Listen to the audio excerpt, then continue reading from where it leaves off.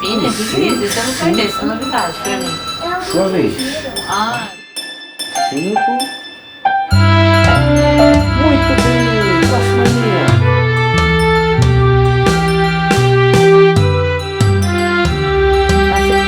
Isso, essa mesmo.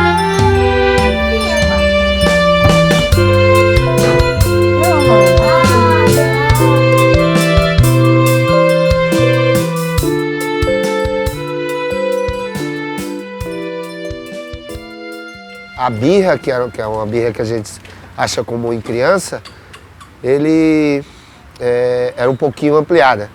Ela tinha uma ampliação e a fala.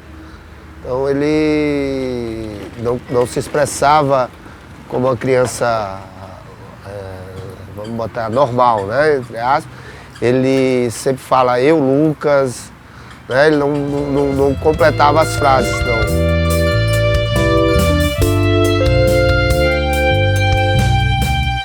O autismo é um transtorno, né, conforme classificado no manual normativo da área, conhecido como Manual Estatístico dos Transtornos Mentais, e é um transtorno que acomete várias áreas do desenvolvimento humano, dentre elas, desenvolvimento motor, né, às vezes cognitivo, comunicação prejudicada, dificilmente eles conseguem estabelecer um contato, né, intacto entre seus interlocutores. Às vezes apresentam alterações sensoriais, né, isolamento social, dificuldade em estabelecer uma comunicação verbo-oral. O Emanuel antes ele não falava, até uns 3, 4 anos ele não falava. Então assim, com uns 2 anos eu perguntava para o pediatra, né, se isso era normal, ele sempre dizendo que ia ser no tempo dele, que ele ia falar, que não era para eu me preocupar. E no ano em que ele fez 4 anos, eu coloquei na escolinha. E no colégio eles perceberam que além de ele não falar, ele se isolava muito, ele não interagia com as outras crianças. E aí eles pediram para se reunir comigo e relatar esse problema. E já me preparei, né, para o diagnóstico, mas aí foi aquela coisa, em vez de eu me senti frustrada, me senti mal, como é que eu posso fazer, o que eu tenho que fazer para ajudar o meu filho a crescer, a ser uma pessoa comum, embora tenha o autismo, né? Na minha casa eu sei fazer peão giratório. O que mais? Você gosta de desenhar? Folhas? Sim. Tira. Agora a gente vai brincar. Agora? Não, calma. Uma das características do autismo, né, do transtorno do espectro autista, é a dificuldade na comunicação.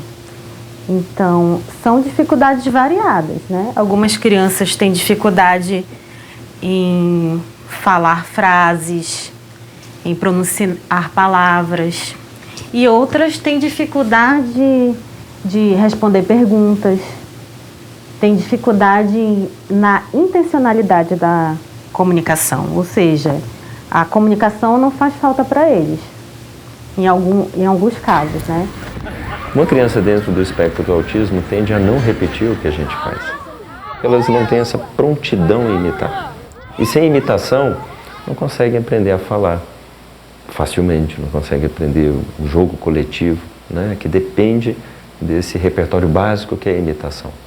Então, o impacto é total quando foge desse planejamento que a gente espera. Porque nós somos pais mais velhos, né? Então a gente achava que era só malcriação de criança e ia tentar resolver, era só problema de comportamento, não era uma coisa que era involuntária dele, né? A minha esposa ainda conseguiu trabalhar, começou a estudar com relação ao autismo, o que era, mas para mim foi complicado um pouquinho mais aceitar, né? Então a gente fica às vezes pensando, não, isso não é, isso é besteira, isso é... Né? Mas aí quando cai a ficha, aí a gente tem que começar a trabalhar com ele. Bom, ser pai, ser mãe não é fácil no sentido de que filhos não vêm com manual. quando essa criança foge da curva normal, é um desafio ainda maior. A gente precisa introduzir artifícios para conseguirmos não só adaptar essa criança a esse mundo que atende mais a uma curva normal do que atípico, do que especial, como também a gente precisa repensar as nossas atitudes, né, os nossos cuidados, porque é uma adaptação, né, que vai de encontro um ao outro. Né? A gente prepara essas pessoas para o mundo, mas o mundo também precisa estar preparado para essas pessoas.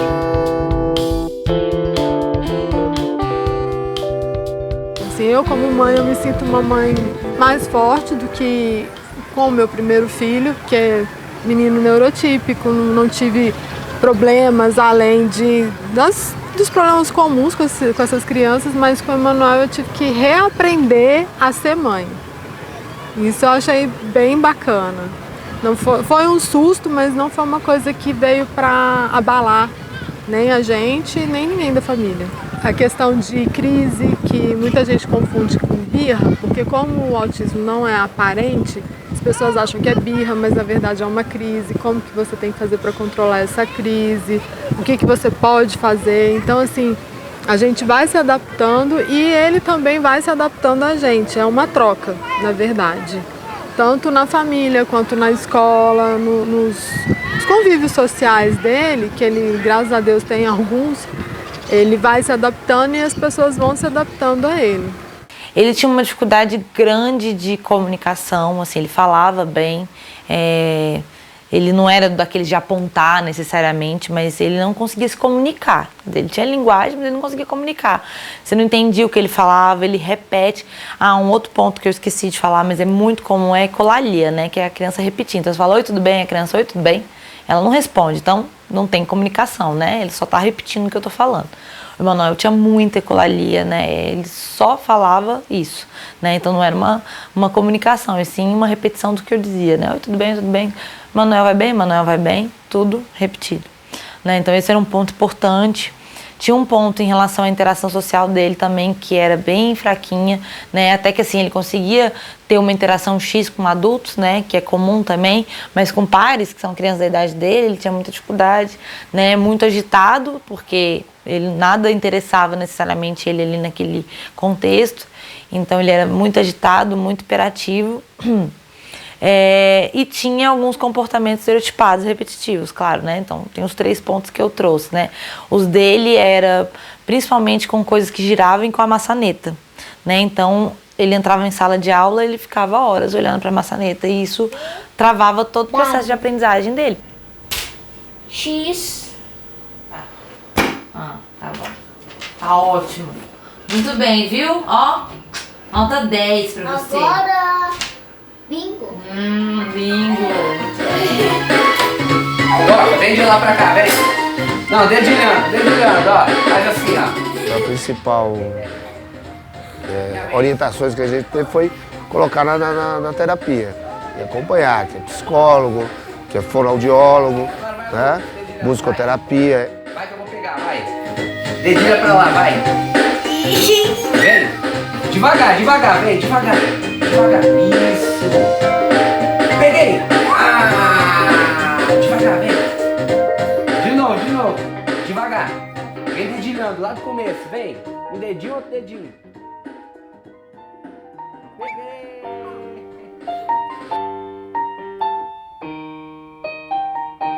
O estímulo musical, ele vai proporcionar aí uma série de qualidades, né, que a criança pode adquirir. A música é uma linguagem, né, e também é uma forma de expressão. E todo ser humano tem que precisa, né, ter isso na vida dele, né? É intrínseco do ser humano ter a música na vida. Cai, balão. Olha o papelzinho, amigão. O que vem agora? Olha o papel. Qual é o número? Cai, balão. A música, ela pode trazer um benefício não só para a criança, mas para a família de um modo geral. Em casa, os pais, eu incentivo também a eles estimularem as crianças musicalmente. Até aula que vem. Tchau, tchau, tchau, tchau. Eu te quero muito bem. Tchau, tchau, tchau, tchau. Tá na hora da gente dizer tchau. Tchau, dá tchau. Para a nossa aulinha musical. Eu brinquei, eu cantei, até toquei o... que a gente tocou lá? O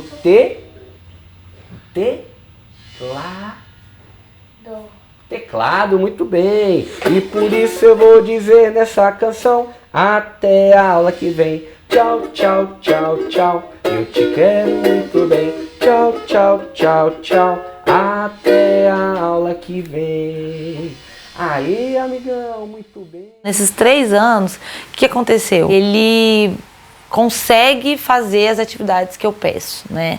Claro que eu sempre dou um reforço para ele, então chega no final eu deixo ele filmar alguma coisa, porque hoje em dia ele adora filmar coisas que giram ainda, né? Mas aí eu deixo ele filmar porque ele fez as atividades, como se fosse uma recompensa mesmo, mas ele dá conta, então ele já consegue falar e comunicar, ele não tem nada mais de ecolalia. E um combinado meu com a mãe é que o que não incomoda, o que faz bem para ele, não tem problema ele ter. Claro que a gente entra num consenso, porque eu oriento e eles veem o que é possível na estrutura familiar deles de fazer. Então, a relação deles é muito legal, assim, ele tem uma família muito bacana, que acolheu desde o início. Claro que teve uma dificuldade no início, né, uma negação, exatamente por isso, né? Ele é tão inteligente, como é que pode? Mas assim que foi diagnosticado mesmo, que o neuro diagnosticou, né, porque é um processo junto, né, o psicólogo com o neuro, a gente não pode diagnosticar sozinho necessariamente, então a gente sempre manda pro neuro e o neuro fecha o diagnóstico. E aí, assim que veio, eles sempre estiveram muito engajados em fazer acontecer, em resolver as dificuldades dele. Que o tempo que a gente perde em se lamentar, em se lamuriar, e é o tempo que a gente está perdendo em buscar um mundo melhor para os filhos da gente. E garra sempre, sempre, sempre, sempre.